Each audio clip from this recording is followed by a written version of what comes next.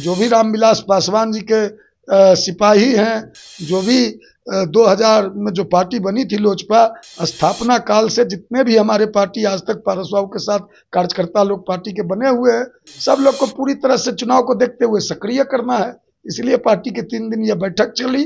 बैठक का जो दौर चला उसमें पार्टी के द्वारा यह भी फैसला लिया गया कि पार्टी का व्यापक रूप से सदस्यता अभियान भी चलाना है, मेमोरी भी चलाना है। मेमोरी चला के और भी नए लोगों को, नए सदस्यों को पार्टी से जोड़ना है। इसलिए पार्टी का ये 3 दिन का बैठक था। नमस्कार, आप देख रहे वेब समाचार। अभी हमारे साथ राष्ट्रीय लोक जनशक्ति पार्टी के राष्ट्रीय प्रवक्ता श्रवण अग्रवाल हैं। सर, जैसे आपकी आरएलजेपी की ओर से बैठक हुई थी, ये किस चीज की बैठक हुई? नहीं, बैठक पार्टी को मजबूत करना, संगठन को दुरुस्त करना, संगठन को और भी ऊंचाई पे ले जाना, संगठन का विस्तार करना। 2025 का यह चुनाव का साल है, तो चुनाव पूरी मजबूती से पार्टी को लड़ना है, पूरे दमखम से लड़ना है। हम लोगों ने चुनाव को देखते हुए अपनी तैयारी शुरू कर दी है। 243 सीट पर हमारी मजबूत तैयारी चल रही है। उसी को लेकर यह 10 फरवरी, 11 फरवरी, 12 फरवरी 3 दिन पार्टी की पटना में मैराथन बैठक हुई है पशुपति कुमार पारस जी की मौजूदगी में। सारे कार्यकर्ताओं से फीडबैक लिया गया है। कार्यकर्ताओं से जितना भी संगठन का हमारा जो है, जिला में संगठन का क्या स्वरूप है, संगठन हमारा ग्राउंड स्तर पे कितना मजबूत है, जमीनी स्तर पे कितना मजबूत है। जितने एक दिन जिला अध्यक्षों की बैठक हुई, एक दिन प्रदेश पदाधिकारियों की बैठक हुई, कल 12 तारीख को दलित सेना जो हमारा एक मजबूत संगठन है उसकी बैठक हुई। तो तीनों दिन मैराथन बैठक हुई है और पार्टी कार्यकर्ताओं से सुझाव लिया गया है, पार्टी कार्यकर्ताओं से फीडबैक लिया गया है, संगठन के मजबूती पर समीक्षा की गई है। संगठन को और भी धारदार बनाना है, संगठन को पंचायत स्तर तक संगठन को, और जो भी हमारे पार्टी के कार्यकर्ता हैं, जो भी रामविलास पासवान जी के सिपाही हैं, जो भी 2000 में जो पार्टी बनी थी लोजपा, स्थापना काल से जितने भी हमारे पार्टी आज तक पारस बाबू के साथ कार्यकर्ता लोग पार्टी के बने हुए हैं, सब लोग को पूरी तरह से चुनाव को देखते हुए सक्रिय करना है। इसलिए पार्टी के 3 दिन यह बैठक चली। बैठक का जो दौर चला उसमें पार्टी के द्वारा यह भी फैसला लिया गया कि पार्टी का व्यापक रूप से सदस्यता अभियान भी चलाना है, मेमोरी भी चलाना है।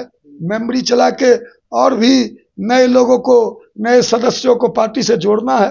इसलिए पार्टी का यह 3 दिन का बैठक था। सर, आगे की रणनीति क्या होगी आपकी पार्टी की? चुनाव, विधानसभा चुनाव 2025 आने वाला है। अरे रणनीति क्या है, चुनाव मजबूती से लड़ना है, यही रणनीति है। हम एक राजनीतिक दल हैं, बिहार के एक प्रमुख राजनीतिक दल है राष्ट्रीय लोक जनशक्ति पार्टी। तो हमारी रणनीति है कि जो 2025 में सितंबर अक्टूबर में चुनाव होंगे बिहार विधानसभा के, उस विधानसभा में राष्ट्रीय लोक जनशक्ति पार्टी की एक निर्णायक भूमिका बिहार में रहे, निर्णायक भूमिका में रहे हम लोग। राष्ट्रीय लोक जनशक्ति पार्टी बिहार में सामाजिक न्याय, सोशल जस्टिस और रामविलास पासवान के सोच वाली, रामविलास के पासवान के सपनों वाली, जननायक कर्पूरी ठाकुर जो कहा करते थे छोट का राज वोट का राज, तो छोट का राज स्थापित करना है 2025 में। दलितों, पिछड़ों, मजलूमों, वंचितों और खास करके उपेक्षित समाज के लोग, जो अम्बेडकरवादी लोग हैं, जो कर्पूरी ठाकुर को मानने वाले हैं, लोहिया जी को मानने वाले हैं, लोकनायक जेपी को मानने वाले हैं, सारे लोग जो समाजवादी धारा, समाजवादी चिंतन के लोग हैं, सारे लोग को इकट्ठा करके हम लोग 2025 में सामाजिक न्याय की सरकार बनाएंगे। क्योंकि एक व्यक्ति का बिहार में 20 साल से निजाम चल रहा है, एक व्यक्ति 20 साल से बिहार में सरकार चला रहा है, एक व्यक्ति की सरकार से 20 साल से बिहार की जनता उब चुकी है, परेशान हो चुकी है। बिहार में त्राही त्राही की स्थिति है, दलितों की स्थिति इतनी दयनीय है, दलितों के अधिकार छीने जा रहे हैं, वंचितों के अधिकार छीने जा रहे हैं, चौकीदारों के, दफेदारों के, और खास करके जो हमारे पासी समाज के लोग हैं उनका भी जो मौलिक अधिकार था, तारी उतारना, तारी बेचना, उस पर भी प्रतिबंध लगा दिया गया है। तो निश्चित रूप से जितने भी जो सरकार के जितने भी तुगलकी फरमान हैं, जितने भी सरकार के